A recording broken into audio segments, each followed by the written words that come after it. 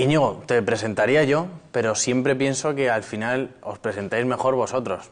Sé que eres director de orquesta, pero ahí seguro que 20.000 cosas más. Esas son las que haces. Sí, bueno, primero soy licenciado en filosofía, estudié la carrera de filosofía, aunque no me he dedicado profesionalmente a ello.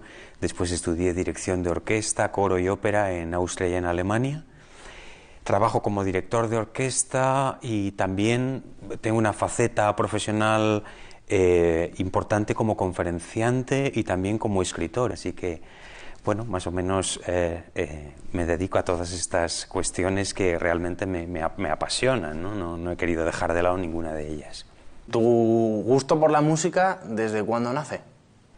Bueno, no tiene mucho mérito porque soy hijo de director de orquesta, entonces en mi casa siempre el ambiente fue muy musical, estábamos acostumbrados a ir a los conciertos, a ver a mi padre. He vivido siempre en un ambiente en el que, bueno, pues se amaba la música sinfónica, la música clásica, bueno, todo tipo de música en realidad. Y por eso digo que en realidad pues lo he heredado todo, no tiene demasiado mérito, no lo tengo en los genes. Sé que es una pregunta muy general, pero ¿qué es para ti, en concreto para Íñigo Pirfano, qué es la música?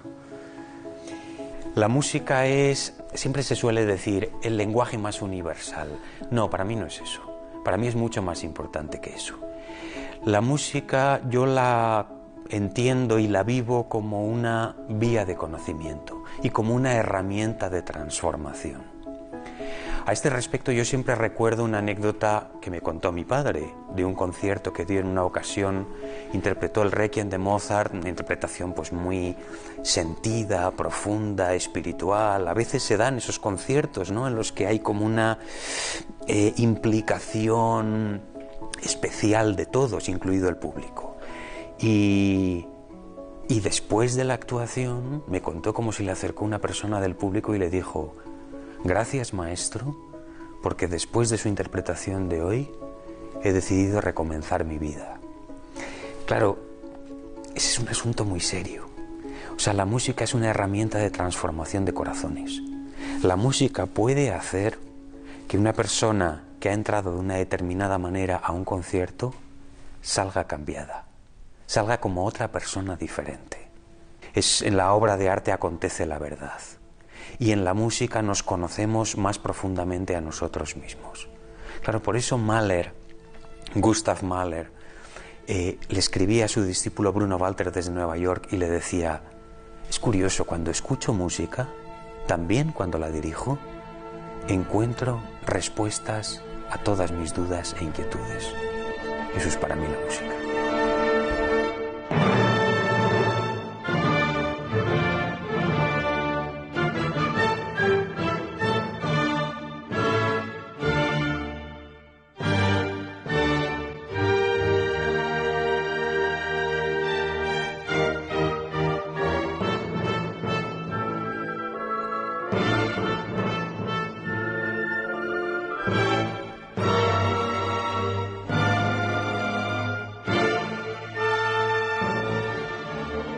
El lado bueno de toda esta historia, o por lo menos el que también me ha llamado a mí más la atención, es que se te ocurrió el proyecto de llevar la Novena Sinfonía de Beethoven a aquellos sitios donde más dificultad pueden tener a la hora de escucharla, pues porque sea desde hospitales hasta poblados o ciudades donde no se imaginan que pudiesen escuchar la Novena Sinfonía de Beethoven.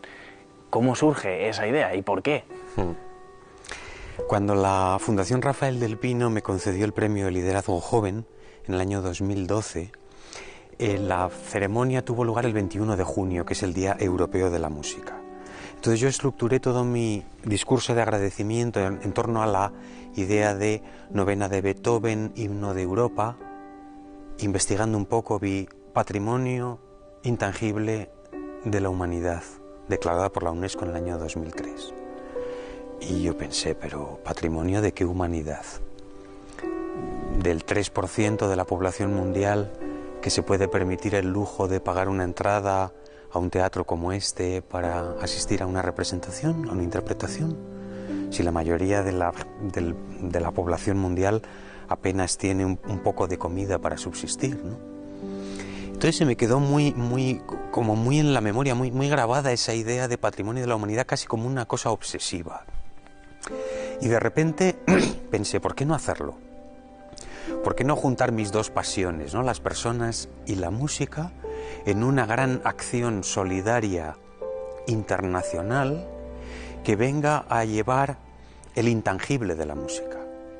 Llevarles a todas esas comunidades, colectivos más vulnerables, no el alimento, la medicina, la ropa que le llevan tantas organizaciones, afortunadamente, sino llevarles la dignidad que da la cultura.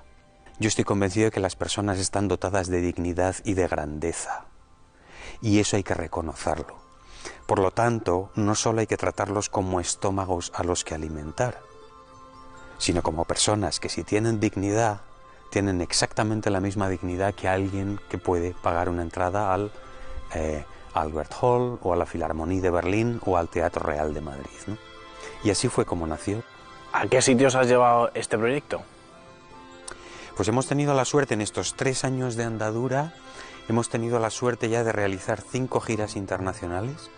Hemos estado en cárceles, orfanatos, hospitales psiquiátricos, oncológicos, campos de refugiados, en Colombia, en Panamá, en Perú, en Hamburgo, y también hemos dado nuestro primer salto al continente africano. Estuvimos tocando para 900 huérfanos en Kinshasa, en la capital de la República Democrática del Congo.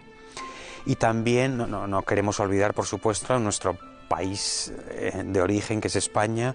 Aquí también hemos hecho algunas acciones. La primera de ellas tuvo lugar en el Hospital 12 de Octubre, un concierto realmente muy emocionante, en el lobby, en el vestíbulo principal, rodeados de pacientes, familiares, en sus camillas, en sus sillas de ruedas, con los goteros, asistiendo a disfrutando, gozando de esa música maravillosa, ¿no? De ese canto a la libertad. Y también dimos otro concierto muy emocionante, conmovedor, en el Hospital Nacional de Parapléjicos de Toledo.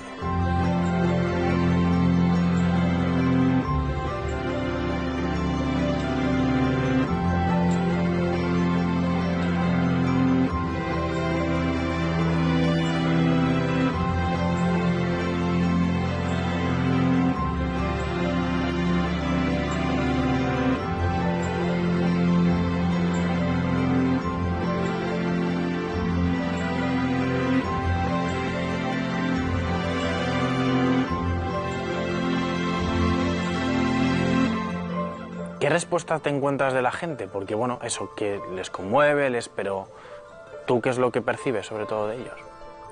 Pues un agradecimiento que se traduce en abrazos, lágrimas, casi no hace falta decir nada. Es lo bueno que tiene la música, ¿no? Claro, cada concierto es diferente, ¿no?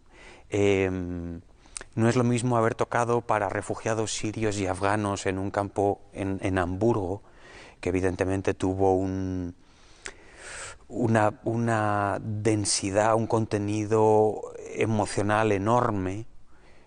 Además, no solo tocamos, sino que también convivimos con ellos, ¿no? Unas horas, unas jornadas, de tal manera que nos cuentan su historia, nos abren su corazón, compartimos. Es conmovedor lo que hemos visto, y ese concierto pues yo lo conservo en mi memoria como uno de los actos, de las cosas más emocionantes que he tenido la suerte de hacer en mi vida. Pero claro, también en el Oncológico de Panamá recuerdo que fue un concierto especial, ¿no? Por lo que supone el hecho de llevar esta música a un lugar en el que había personas pues que tenían las semanas, los días, las semanas, los meses de vida contados, y así nos lo manifestaron algunos médicos especialistas. Y esas personas, recuerdo en concreto un chico joven, ¿no? Que realmente estaba bastante mal, ¿no? De salud, nos abrazaba y decía: ustedes no son conscientes de lo que nos han traído, ¿no? Era muy bonito porque era como, por decir así, su despedida del mundo, ¿no? Y realmente pues fue conmovedor.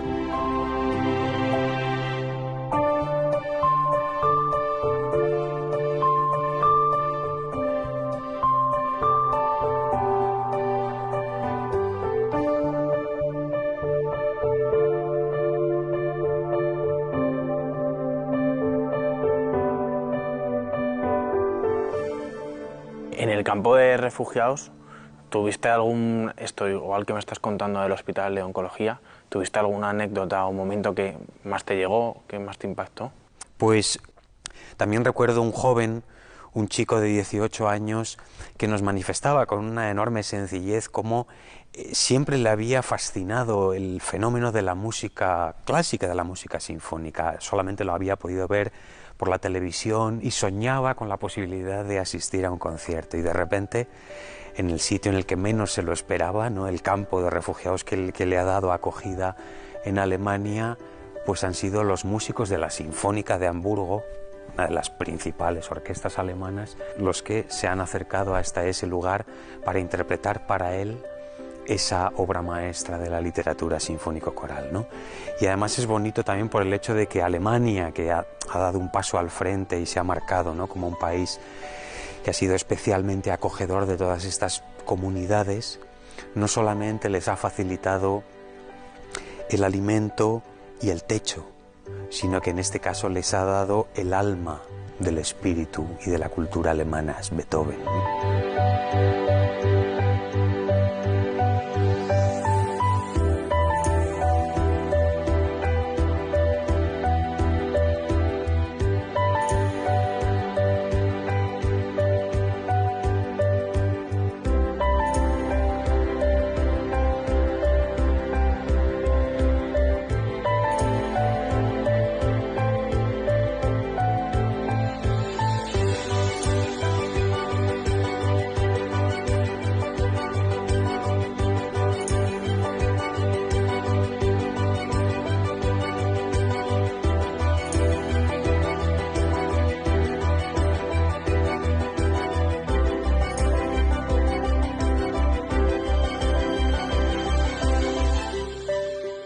Y me ha resultado también curioso que me dijeses que habéis tocado en las cárceles, o por lo menos en una cárcel.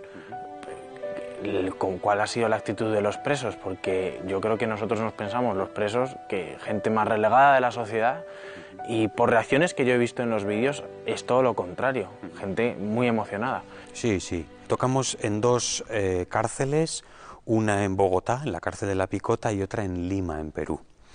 Recuerdo que en Bogotá luego tuvimos ocasión de almorzar con los internos y uno de ellos nos decía, que aparece recogido en uno de nuestros vídeos, ¿no?, que están en nuestro canal, decía, esto es lo más bonito que nos ha podido pasar porque ustedes nos han traído libertad, libertad. Durante la hora que ha durado este concierto ya no nos sentíamos entre estos muros, ¿no?, entre estas cuatro paredes. Yo recuerdo también en el otro concierto en la cárcel de Lima, que también fue muy emocionante, pues un preso me ofreció unos poemas que escribía en su celda, otro no paraba de llorar, era una cosa, te tocaba en lo más profundo, ¿no? Y recuerdo que con ocasión de ese concierto me preguntó un periodista de uno de los principales medios del país, me dice, pero estas personas están cumpliendo justa condena aquí. ¿Qué le diría a toda esa gente que puede pensar, de alguna manera, ¿no?, que precisamente están privados de gozar de esta música? No tiene sentido que ustedes vengan a traerles este regalo, ¿no?, cuando lo que tienen que hacer es precisamente cumplir sus condenas y estar privados. No, y le dije, no, me parece que esa no es la manera correcta de enfocar esta acción. Le dije, a la sociedad, ¿qué le interesa? Que estas personas cumplan sus condenas y vuelvan y reincidan, o regresen con el corazón transformado y sean hombres de paz y de bien. Eso es lo que nosotros venimos a traerles.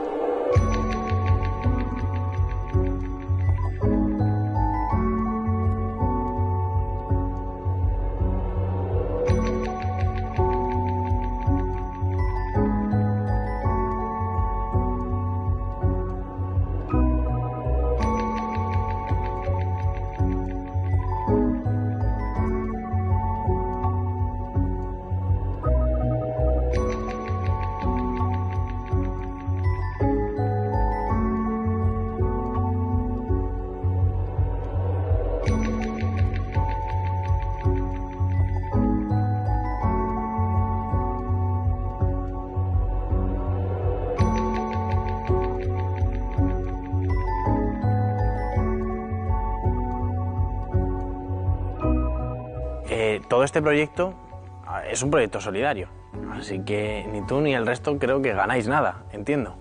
Ganamos tantas cosas. Vale. No ganamos, no hay ningún beneficio económico. Podría haberlo, y sería legítimo, pero en este caso hemos querido que no sea así. Es una acción que tiene un gran carácter, por decir así, poético, quijotesco. Es de donación. Este proyecto nos aporta todo lo que tal vez no nos aporta nuestra profesión en el día a día, ¿no? Toda una serie, un baúl de recuerdos, de vivencias, de algo que nos llena el corazón y algo que vamos a conservar toda nuestra vida, y además a todas las personas que lo hacemos posible nos ha convertido, por decir así, en una familia. Hacemos los viajes juntos, hemos experimentado tantas cosas tan potentes juntos que, bueno, somos como hermanos, ¿no? Nos queremos, nos tenemos un gran afecto y así será toda la vida, ¿no? ¿Es lo mejor que has hecho en toda tu trayectoria profesional, incluso personal? Evidentemente, desde el punto de vista estrictamente profesional como músico, he participado en conciertos más importantes, entre comillas, pero sin lugar a dudas, desde mi visión de la música, que es una visión la mía, con una alta carga espiritual, para mí la música es un asunto del espíritu como las cosas importantes de la vida, ¿no? Y desde el punto de vista personal, sin duda es lo más importante. El quitarle a la música ese cliché de que es algo burgués o solamente para las personas que tienen un determinado nivel adquisitivo o cultural, no. La música es patrimonio de cada corazón humano y eso es lo que se hace realidad en cada uno de estos conciertos.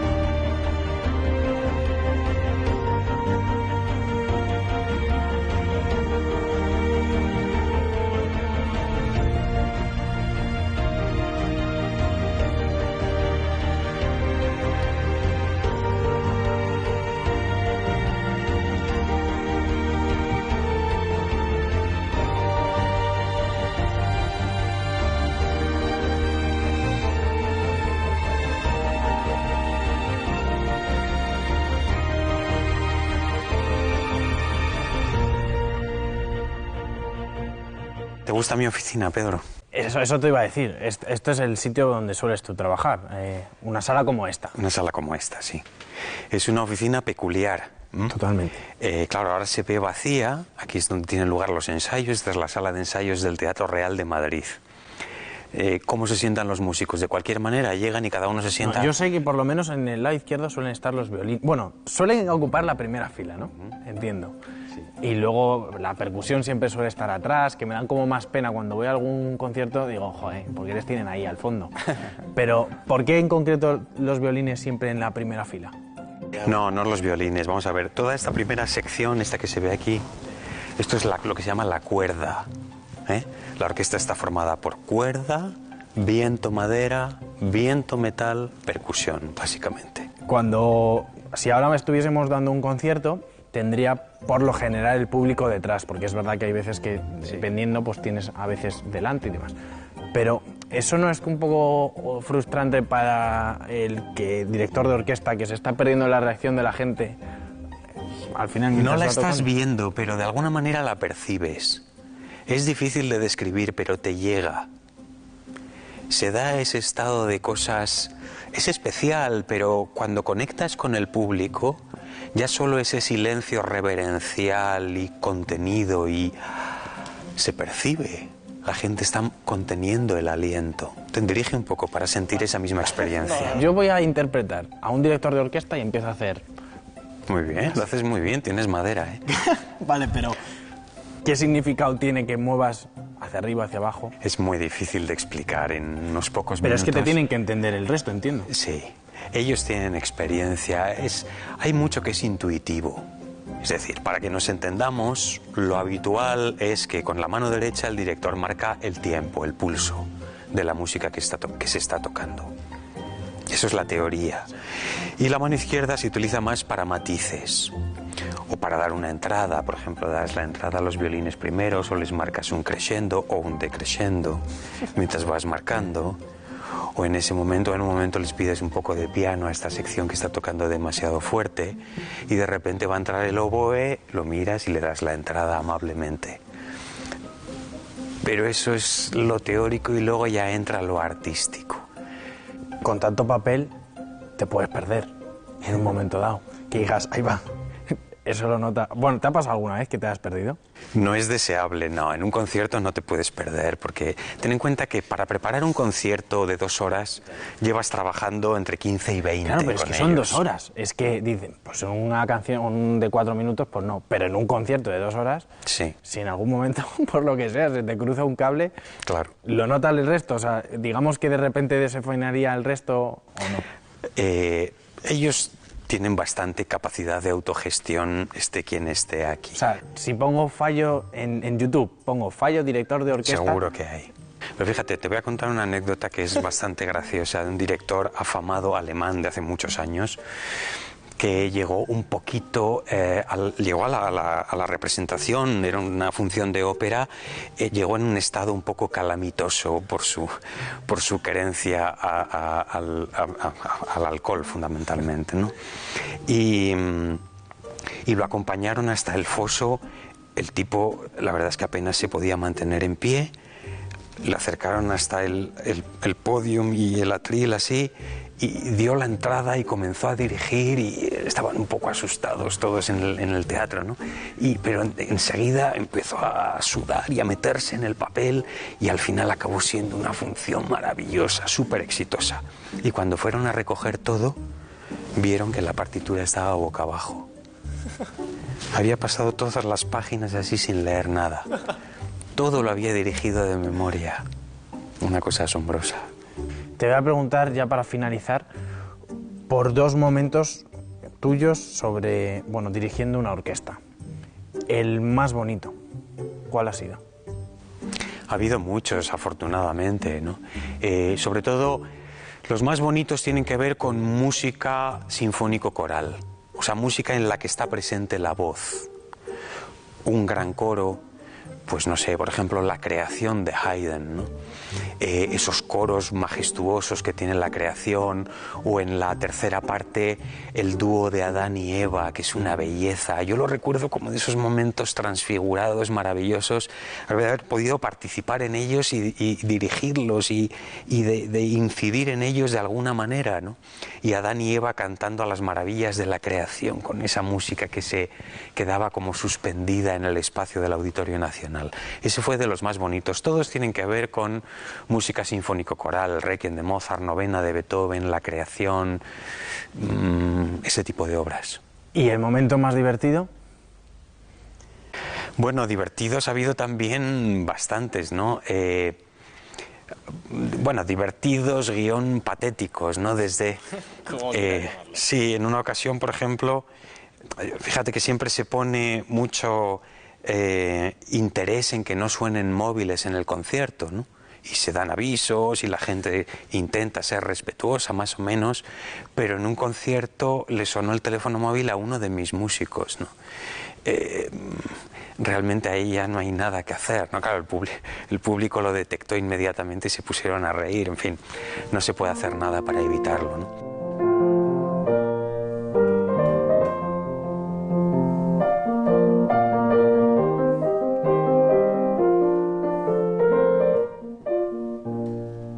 ¿Cómo ves a los jóvenes hoy en día con esta cultura musical de la que me hablas? Bueno, a este ambiente musical en el que nos movemos no lo llamaría yo cultura, o lo podemos llamar de manera análoga, ¿no? No es culpa nuestra, pero lo primero que tenemos que reconocer es que estamos a años luz, por ejemplo, me refiero a la situación de España y de los países también en Latinoamérica, estamos a años luz del mundo anglosajón, en el que en los sistemas educativos, tanto el teatro como la música ocupan un lugar primordial, principalísimo. Y no pensando en niños que van a ser actores o músicos profesionales el día de mañana, no. Es que la música tiene esa capacidad, es como un gimnasio para el cerebro. Pone en funcionamiento y mantiene en forma la región izquierda, la región... O sea, realmente es un ejercicio extraordinario para la mente. Ya solo por ese motivo sería muy deseable que ocupara un lugar mucho más importante en los sistemas educativos, en las escuelas, en los colegios. Está demostrado que los niños, los chicos que practican, estudian música, son mejores también en matemáticas, son mejores también en idiomas. Yo creo que es un tema como para que los gestores culturales, la clase política en general, fuera un poquito más responsable y le diera un par de vueltas y hiciera una propuesta, como digo, en la que una disciplina tan importante tuviera mayor cabida. Un director de orquesta, ¿qué le parece la música del reggaetón? Vamos a ver... Sinceridad, ¿eh? Sí. El reggaetón... Yo no distingo entre música clásica y música moderna, sino entre música buena y música mala. Y también es importante diferenciar entre aquellas manifestaciones culturales o artísticas que tienen una gran valía, un gran valor, que nos enriquecen, de aquellas otras que estrictamente nos entretienen. Si yo estoy consumiendo una música de entretenimiento o literatura o cine de evasión, etc., he de ser consciente de que estoy consumiendo eso, y eso tiene su lugar en la vida. El problema es cuando solamente consumimos literatura, música, cine, etcétera, etcétera, de entretenimiento o de evasión. Claro, se está dando en nosotros una especie de anemia cultural que es tremenda, porque acaba pasando factura. La persona que no tiene un centro, digamos, podríamos llamarlo un espacio interior, que se va enriqueciendo con sus lecturas, con lo que va consumiendo, es una persona que casi no puede compartir nada con los demás. Entonces al final se da esa paradoja que vemos en un mundo como el actual, tecnológico, en el que nunca ha habido más facilidad para comunicarnos y nunca ha habido menos cosas que comunicarnos. Ese es el gran problema. ¿Y tú esa música la escuchas? ¿La que es más de evasión y de entretenimiento? Evidentemente, cuando yo salgo a hacer deporte, a correr, no escucho sinfonías de Bruckner. Sería absurdo, vale. ¿No? Escucho lo que a mí me gusta, escucho música de rock buena, escucho música latina buena, o de jazz, o bossa nova, o lo que sea. ¿Cuál es tu autor favorito de rock? ¿O tu banda? De rock a mí me gusta mucho Juan Perro, Santiago Auserón. Ya me gustaba cuando era el vocalista de Radio Futura, pero es que además, como Juan Perro, encuentro muy interesante esa fusión que hace entre el rock y el son. Bueno, pero es más entendido, o sea, AC/DC, ¿a ti eso te gusta o no? Reconozco que tiene gran calidad. A mí personalmente no me gusta demasiado, tampoco le he dedicado más tiempo a otras bandas como Queen o como Police o como... En fin, eso ya también va un poco en los gustos, pero evidentemente estás hablando de bandas que tienen calidad, o sea, que tienen a músicos en sus filas y que saben trabajar unos determinados productos que funcionan. Y volviendo a la música clásica, de entre todos los compositores que conoces, ¿con cuál te quedarías si tuvieses que elegir a uno? ¿Para qué momento de la vida? Claro, es que lo que te aporta Mozart no te lo da Mahler, ni viceversa, o Brahms, o Schubert, o Bruckner, o Beethoven, o Bach. ¿Por qué quedarse con uno si el elenco es prácticamente inacabable? Dicho esto, si tuviera que elegir solamente a uno, seguramente elegiría a Mozart. A mí me gusta decir esa boutade, ¿no? Hay músicos, hay compositores buenos, magníficos, maravillosos, increíbles y geniales, y después está Mozart.